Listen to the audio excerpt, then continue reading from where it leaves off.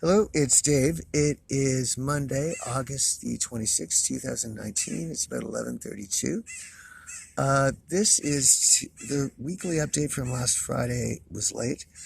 That was the 26th, 25, 24, 23rd. So we missed that because of a trip to Yale and other stuff.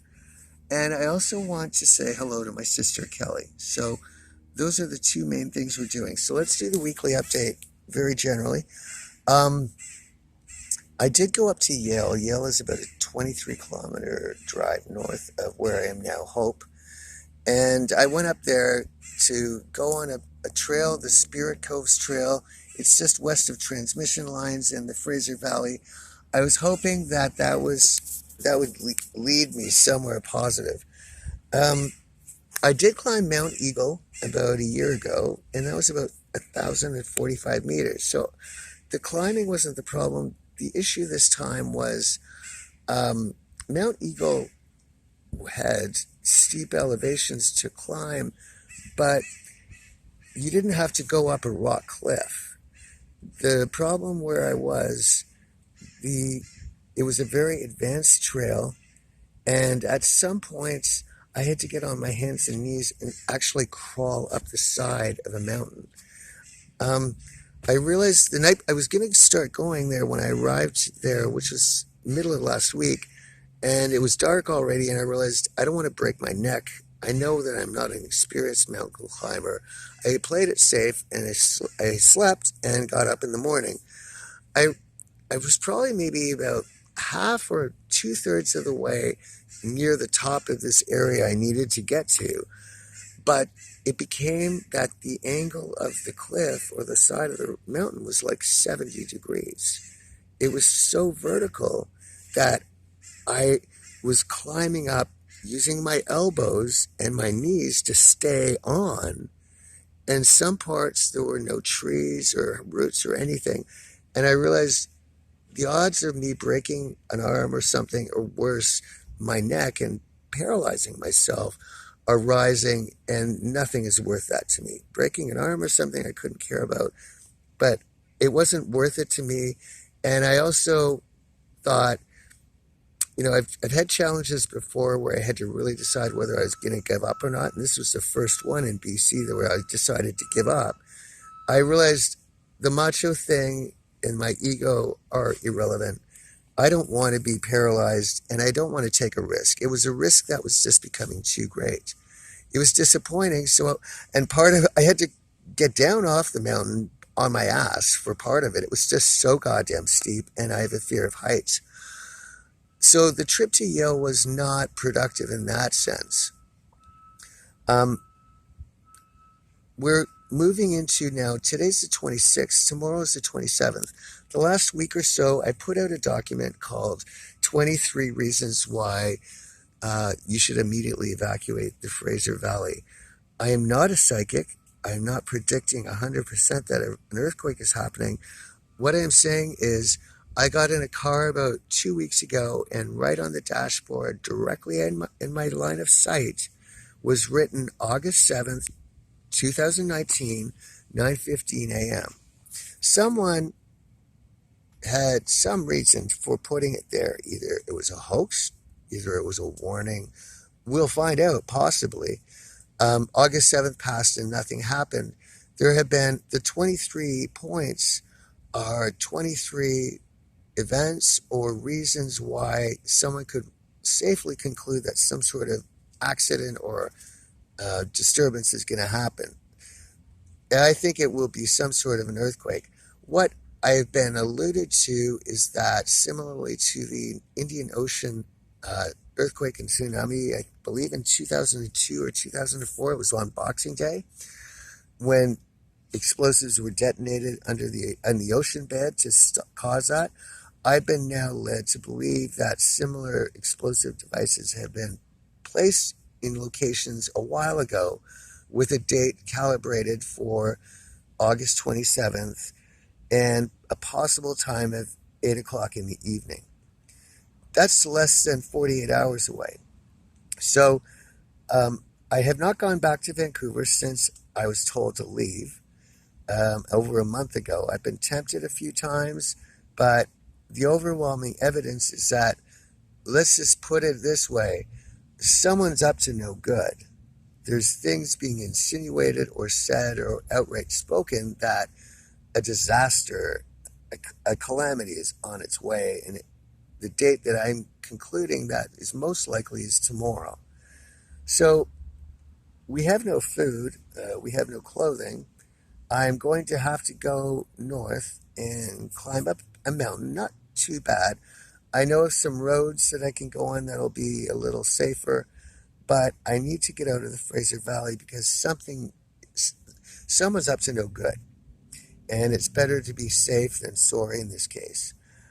In terms of the food and everything else, you know, we've been playing these food deprivation games and they're still going on. I don't have money for food. We played these. So the situation is that I am not playing games any longer. I know that these things here are not human. They are what I call chicken clones. I saw one of their legs in its natural state. That is not even remotely a human leg. I thought it was a deer, actually, until I found out it was one of the chicken clones, their real leg, when they didn't know I was looking at them. So they don't have sex organs of any kind. There are no penises or vaginas in Canada anymore, I guess you could say, except for mine. That kind of limits my social interactions and my fuck buddy list possibilities. Some group of morons decided to put a human in with a species not indigenous to the planet that is programmed to kill humans. There isn't very much that I have in common with someone that doesn't have a sex organ, that has no compassion, that has no reasoning like a human. It kind of limits my social engagements. But some group of jackasses thought that this would be a brilliant idea. I figured out a lot, and just recently I found out that there are exits and entrances to towns and cities throughout Canada that will allow you to flee the internment camps that have been set up here. I refuse to live with a species that's not human. There's no reason. That makes it the greatest crime against humanity in history. The funny thing is, Justin Trudeau is right in the thick of this. He knows exactly what's going on. He's participated in the decisions, and he's not done a goddamn thing. So we have a prime minister that is creating the biggest crime against humanity in history. So there's a lot of things going on here that need to be addressed and will be, because they can only carry on for so long. I will not go without my sister Kelly Dobson any longer. It's been 5 years. This country owes me big time. You have your families, and you have your Christmases together and your lives. Interestingly, I don't. And no one in the country is saying that that's a problem. The individual Canadian does not owe me. Canada owes me big time. America owes me big time.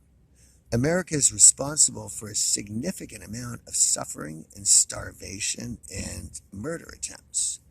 I tried to cross the U.S. border twice and was refused both times, despite the fact that the Department of Homeland Security agent that I spoke to did a database search and found me not anywhere in any of their systems. No crimes, no warrants, no charges, nothing. I don't appear anywhere. And I probably have traveled, and the man said the last time I'd been to the United States was 1998. He pinpointed it exactly.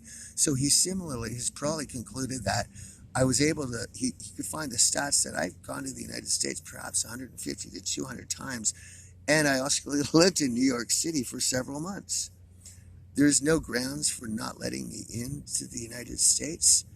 I did have a driver's license and a health card and a completed passport application with my doctor's signature. There was no grounds for denying me entry, but I specifically said to the agent, I'm being pursued and stalked, and there have been murder attempts against me already. I am interested in pursuing opportunities to claim political asylum in the United States, and I need your guidance on how to do this. Despite saying that, and it's on film, I was restricted and forbidden from entering the United States twice. So, the CIA is involved here. Let's be frank, not the entire CIA, but the CIA is involved. They came out with a KUBARK manual, it's called, which is a manual that the CIA devised on how to torture humans. They used it primarily in Latin America.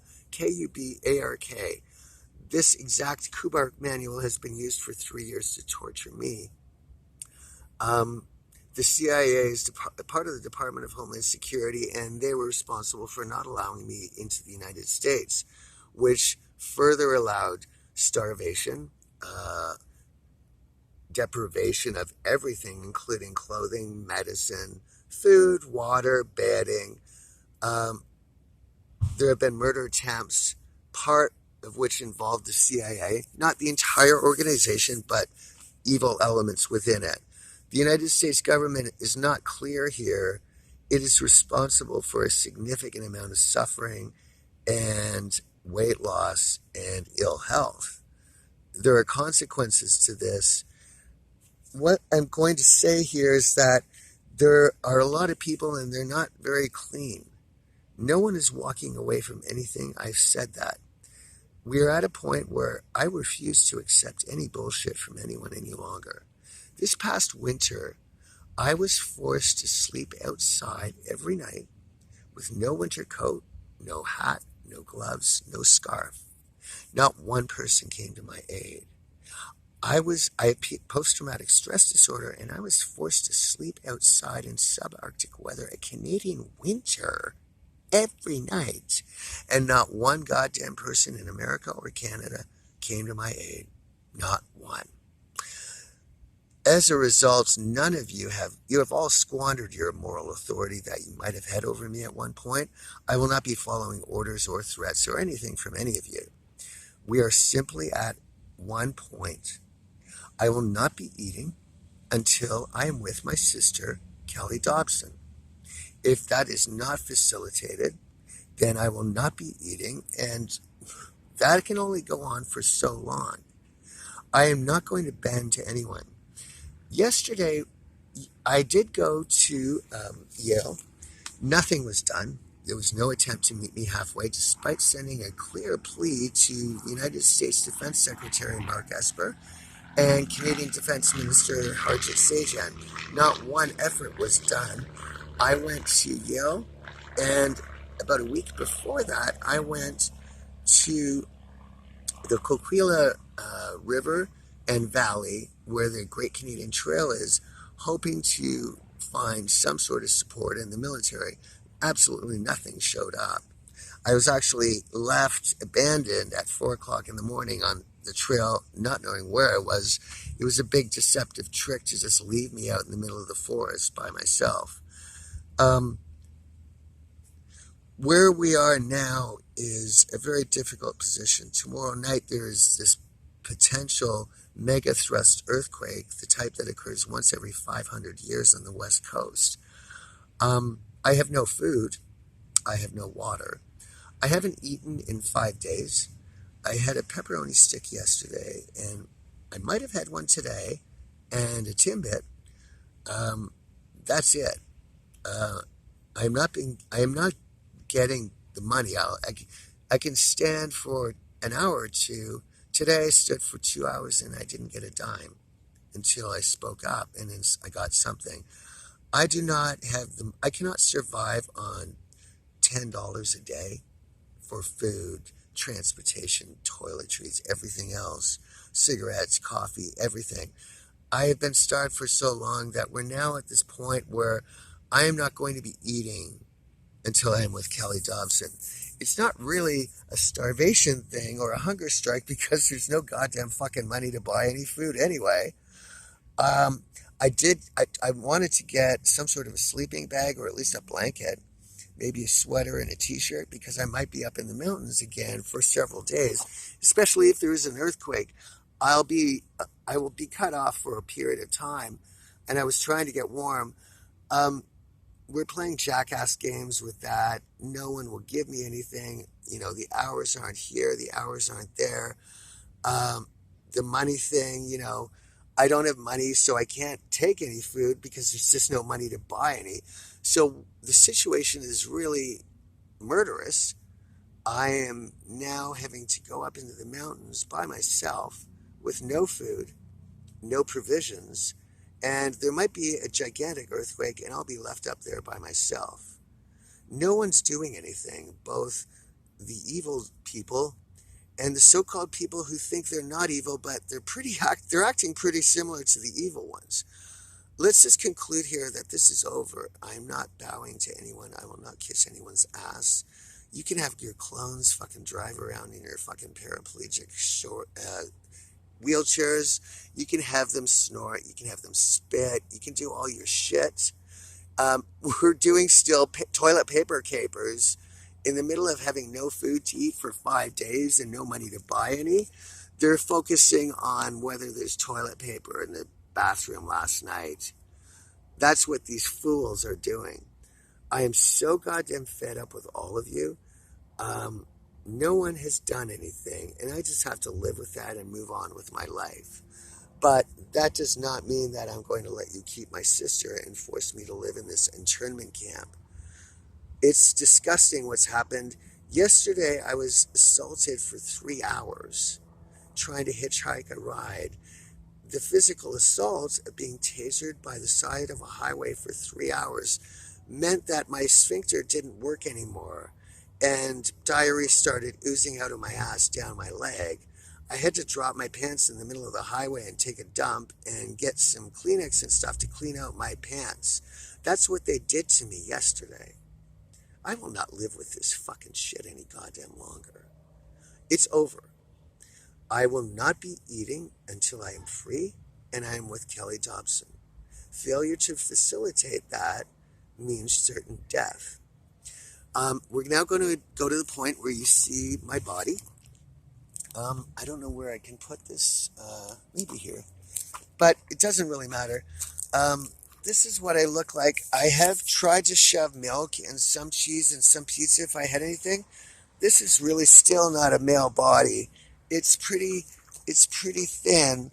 There's no fat. The eczema is back. There's been so much stress. I'm trying not to scratch it. I'm putting lotion on if I can afford it. I can't. I'm trying to have a shower, but that costs $2.50, and some days I can't afford that. But I'm trying to hang on, but I'm being starved of nutrients, and my body shows it. So that's that. Kelly, I'm I'm just dizzy there. I wanted to include a message to Kelly because there is this earthquake or something happening tomorrow, and you never really know. I just want to say a message to Kelly. I love you. All I can ask is Jesus to fucking goddamn take a piece of flesh from these fuckers after what they did to us. To have to starve myself to get my sister back is another crime against humanity. But hey, Justin Trudeau's not doing a goddamn thing about that. He's got his family, but I don't have mine. He's the reason I'm here, so that he could avoid having to take responsibility for some of his activities which are questionable in the past. Having me silent allows him to avoid some inconvenient situations. There's a lot of dirtiness and bullshit going on, but the truth does come out. I don't expect anything bad to happen to me, Kelly, tomorrow, but you never know. I expect to get out of here and be free very, very soon. I was told that we will get together and be together for a long time. And I expect that to happen. I've missed you terribly.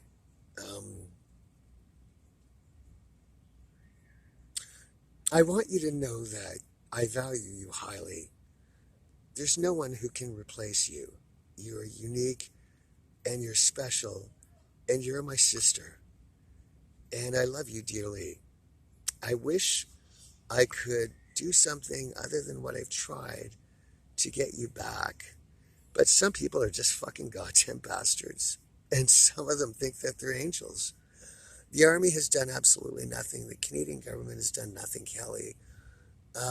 It's been a rough go, but I'm in control of this, and I will get us back together soon. I promise you that. Hang in. Know always that I love you. I have a great deal of respect for you, and you're a good person. Sarah and Amanda, it's tragic. I don't know if either of you are married now, if you have children. It's tragic. Rick, I'm not going to say I love you because you're a guy and we're not supposed to do that. Men don't say that. Of course I love you too. You know what I will say to you is thank you for treating Kelly so well. Thank you for being a decent husband and not abusing her. Thank you for being a good father to my nieces. Thank you for being a class act. I love you all. We'll be together, I hope. It would be wonderful to have a dinner together. Sometimes bad things happen in life, and this has happened, and we had to pay a horrible price. It would be great to be together, but, some people are just so goddamn fucking miserable that they'll separate a brother and sister and not think a second about it.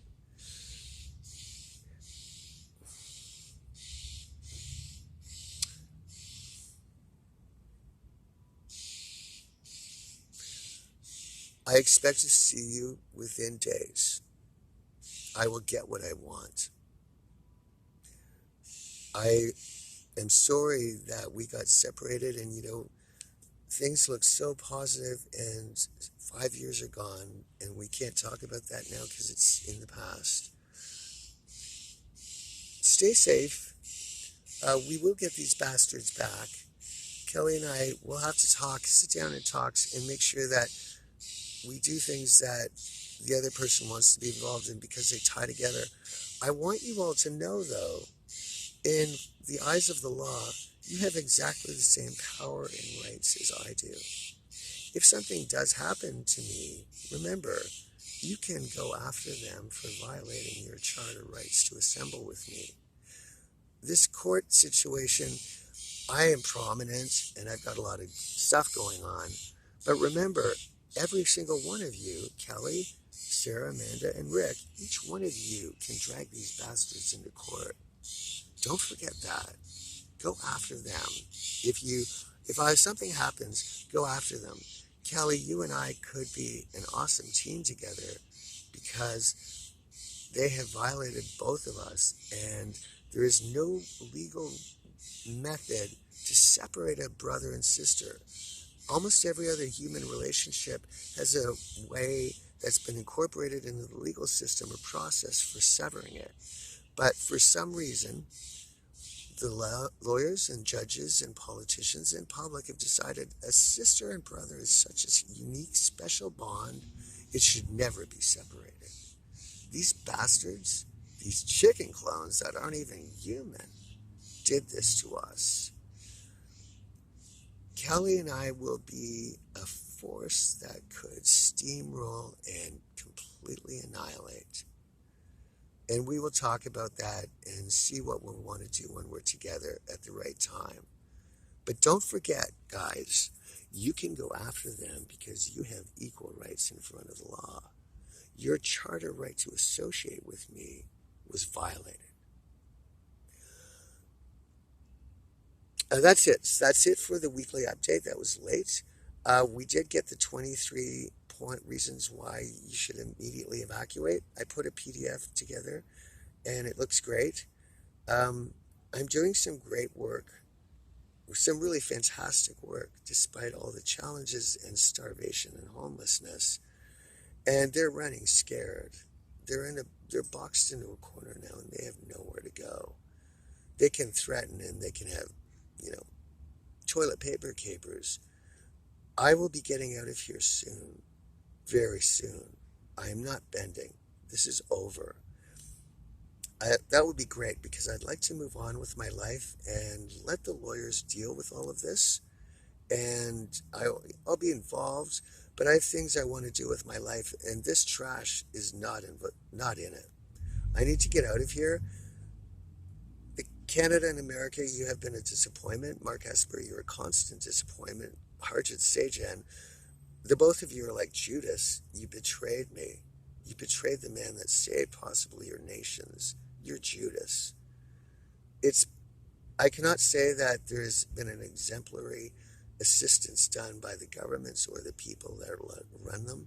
You have been tragic disappointments, and you will not be able to escape that. Public censure will be quite harsh with you. For 3 years, you let an innocent civilian be starved and sexually mutilated and molested by a non-human species which every other animal fled from. And you did not see any reason or could be moved to help me for 3 years. There's no way you could spin that or whitewash it. And that's the end of this.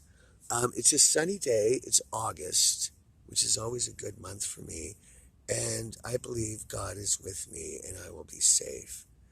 I believe a lot of people are getting out. There's been a tremendous amount of activity on trucks and U-Hauls and boats being transported and hay.